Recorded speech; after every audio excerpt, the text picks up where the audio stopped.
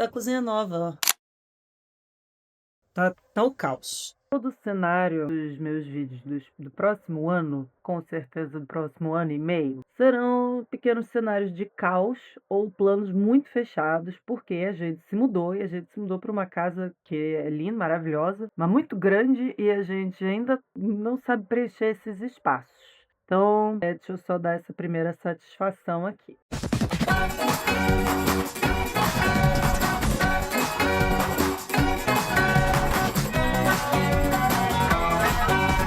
Temos algumas coisas importantes para falar. Para falar o quê? Para quem? Por que é importante? São todas as perguntas que eu vou responder depois que eu tomar o meu Venvance.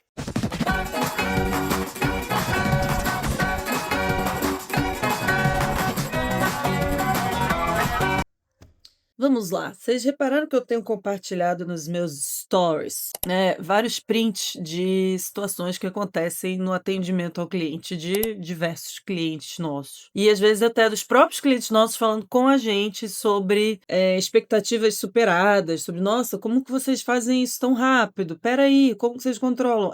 Essas perguntas são o que estão no meu cotidiano. Assim, se tivesse uma descrição, uma job description do meu trabalho, seria responder esse tipo de pergunta várias vezes ao dia. E assim, eu respondo com o maior prazer.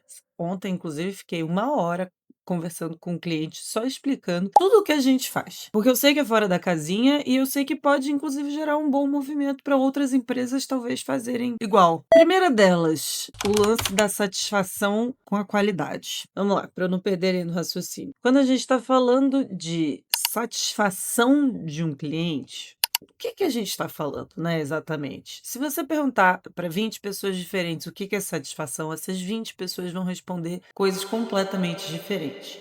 Mas a gente tem usado esse termo satisfação quase que como uma bússola apontada para o norte, o polo norte, o caminho para onde a gente tem que ir. Sem que a gente tenha parado para se fazer perguntas sobre o que quer dizer satisfação. Muito doido isso, né? Porque a gente precisa medir tudo, a gente precisa medir todas as métricas, tudo da realidade. Se a gente não medir, a gente não consegue fazer nada. E assim, gente, a satisfação, beleza, é a pergunta que o robozinho faz no final de um atendimento. Você se considerou satisfeita depois desse atendimento? E aí cada um dá a sua leitura daquilo. E aí algumas pessoas mais empolgadas, mais engajadas, que normalmente não chega a 10%, fazem um textão ou explicam tudo que aconteceu ali porque sabem que aquilo ali vai parar em algum reporte de algum lugar.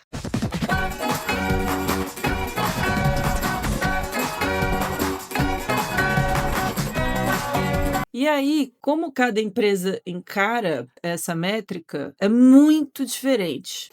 Algumas acham que é manipulação, o que eu acho ótimo. É isso que a gente tem que fazer mesmo no atendimento, né? Manipular os clientes para fazer eles acreditarem que eles estão satisfeitos. Enfim, sim, já recebi essa acusação, do tipo, Não, mas as suas escuteiras manipulam os nossos clientes, por isso que elas têm esse CSAT muito alto. já ouvi isso. Mas algumas entendem isso como uma métrica de produto. Então, beleza, o nosso produto ou o nosso serviço tá bom. E outras entendem isso como uma métrica de atendimento. E nenhuma tá certa, nenhuma tá errada, tá? Depende, você tem que ir esmiuçando isso. Pra quê? O que toda empresa quer? Ela quer não perder os clientes que ela conquistou, ela quer atrair novos clientes. Caiu um azeite ali. É isso. Como que a gente relaciona esses dados, essas métricas, esses BIs, esses dashboards com isso? E isso é o que eu quero que as empresas, as marcas olhem. Quando você tem uma resposta numa pesquisa de satisfação, que a pessoa mantenha confiança na marca,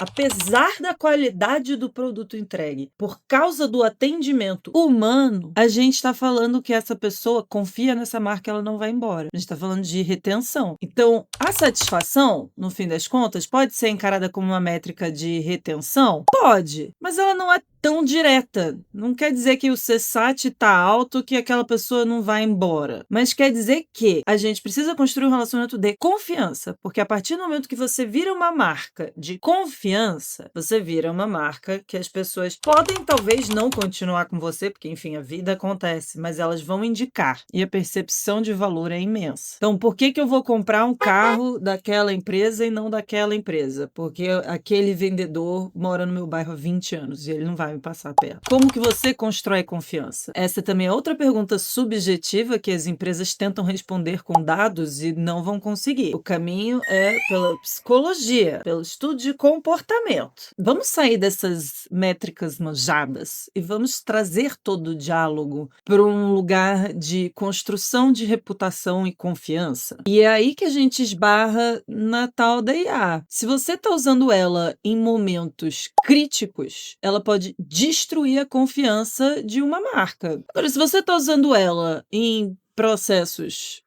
um agendamento, uma coisa assim que não precisa, que não tem nenhuma relevância na experiência como um todo, E sim, há vários momentos que não tem relevância na experiência como um todo. não tem problema. O problema é quando é assim. Não, eu cansei de me relacionar com aquela pessoa, então eu vou colocar um robozinho meu ali pra se relacionar com aquela pessoa. E aí, se você não entende de seres humanos, né, de como que as pessoas constroem confiança, como que as pessoas desenvolveram essa skill ao longo da vida, você perde essa pessoa. Porque no final das contas, gente, é isso, assim, confiança é uma skill que todos nós desenvolvemos ao longo de toda a nossa vida. A gente passou toda a nossa vida aprendendo e apanhando no sentido de decidir em quem a gente pode confiar. É naquela amiguinha, putz, mas aquela amiguinha puxou meu cabelo um dia no recreio. E cada um tem a sua referência, a sua perspectiva, o seu contexto sobre como cria-se confiança. Então a gente precisa pautar o diálogo muito mais nisso. E esse é o meu papo aqui, nesse Café da Manhã Caótico.